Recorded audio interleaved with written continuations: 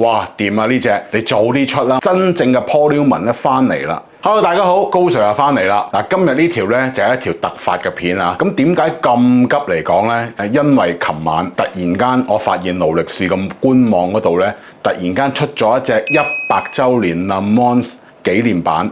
咁其實我想講一講啊。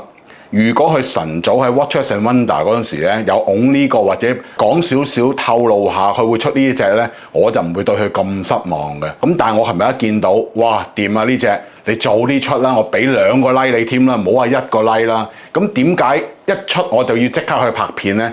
其實呢隻錶我覺得好有代表性。表面上睇佢都係一隻好似銀色嘅地通拿啦，咁但係當然佢係一個18K 白金嘅錶啦。而最吸引到我嘅就係嗰個錶面，一個亮黑色嘅錶面入邊有3個純白色嘅 subdial。呢個 subdial 咧就同平時嗰啲 subdial 咧就有啲唔同啦。我會一陣間再詳細同大家講一講嘅。咁首先講一講點解勞力士佢要做一個咁嘅錶出嚟咧？原來勞力士已經係贊助咗利曼24小時呢個賽車比賽咧超過20年㗎咯喎。咁啊，適逢今年啦，2023年咧就係佢哋嘅第100場比賽。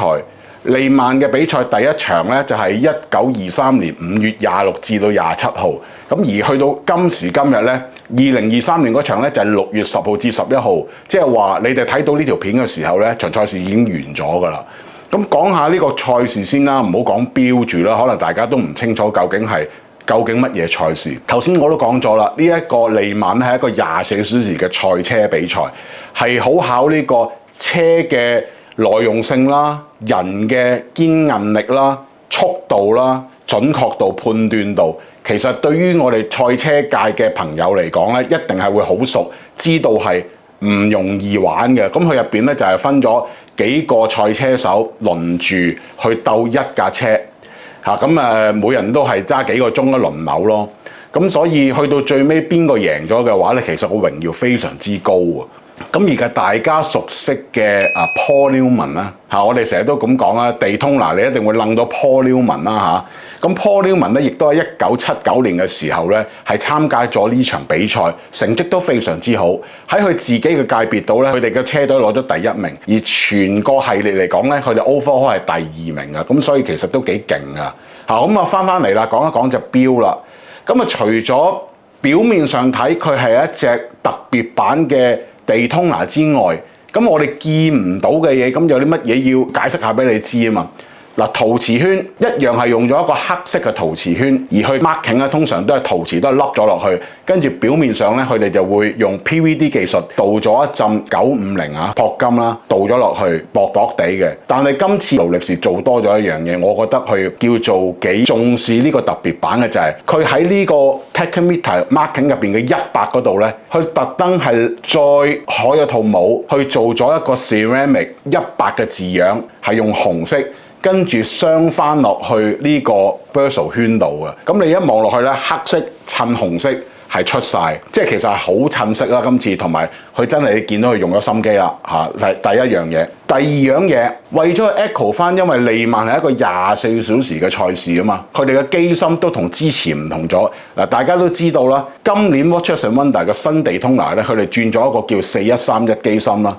4131機芯同以前4130機芯咧最大分別嘅唔同位咧，就係話佢哋用咗一個叫做 Collegium 嘅 escapement 嗰個擒縱系統，令到個錶嘅 efficiency 咧係高咗15%，同埋會襟用啲。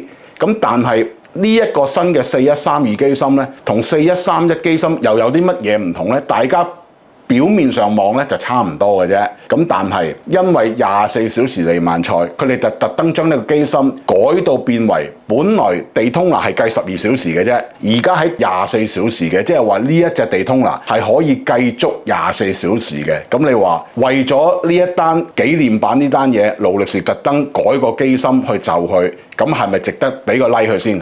大家以為冰藍面先係用一個透底啦嚇，但係呢一隻錶佢都改咗用咗一個透底，咁逢親透底咧都會跟一個18K 嘅揈陀啦，咁大家都會見到啦喺幅圖度，咁啊加埋呢幾樣嘢咧，其實真係改咗好多嘢啦。咁啊，翻嚟個錶面啦喎！喺過去一路賣緊嘅地通拿度咧，除咗 Vintage 款之外，我哋成日都會講地通拿啦。喺過去嗰幾年咧，我都會時常聽到好多朋友講一啲關於地通拿嘅金錶，佢哋都會稱佢為 Paul Newman。其實我一路都拗晒頭啊！我唔知點解你叫佢做 Paul Newman 咧？完全係冇當年 Vintage 款嘅特質喎。但係今次唔同啦，我可以同大家講，真正嘅 Paul Newman 咧翻嚟啦。點解咧？因為以前嘅 Paul Newman咧就會喺嗰3個 style 嗰度咧，你會見到咧，佢嘅 marker 咧一條線落嚟咧，下邊有個四方形嘅，我哋叫做骰仔字。之前都唔會有呢一樣嘢嘅，係今次喺呢一隻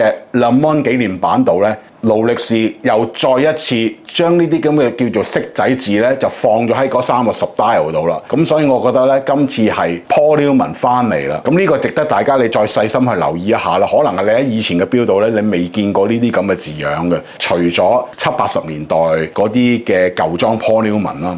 咁啊，錶面方面咧，佢個夜光啦，就係用翻呢個 Carmelite 同以前一樣係藍色嘅夜光啦，而嗰個 index 嗰啲闊窄咧，就跟翻而家新款嘅地通拿係一樣嘅。咁所以夜晚你用夜光嘅時候咧，佢啲藍光咧非常之光。嗱，錶帶就唔講啦，錶帶都係一般嘅18K Oyster 帶啦，大家都知啊，聽慣聽熟啦。嗱，機芯方面咧，頭先講咗係可以計到24小時嘅機芯啦，而佢個 Power Reserve 係72個鐘啦，個頻率係28,800頻啦，所有嘅新裝嘅地通拿都係呢個頻率㗎啦。一如以往啦，呢個機芯咧就有天文台認證同埋有自己勞力士嘅 Super Native Chronometer 嘅認證啦，係放咗落個錶殼入邊成隻錶先去測嘅。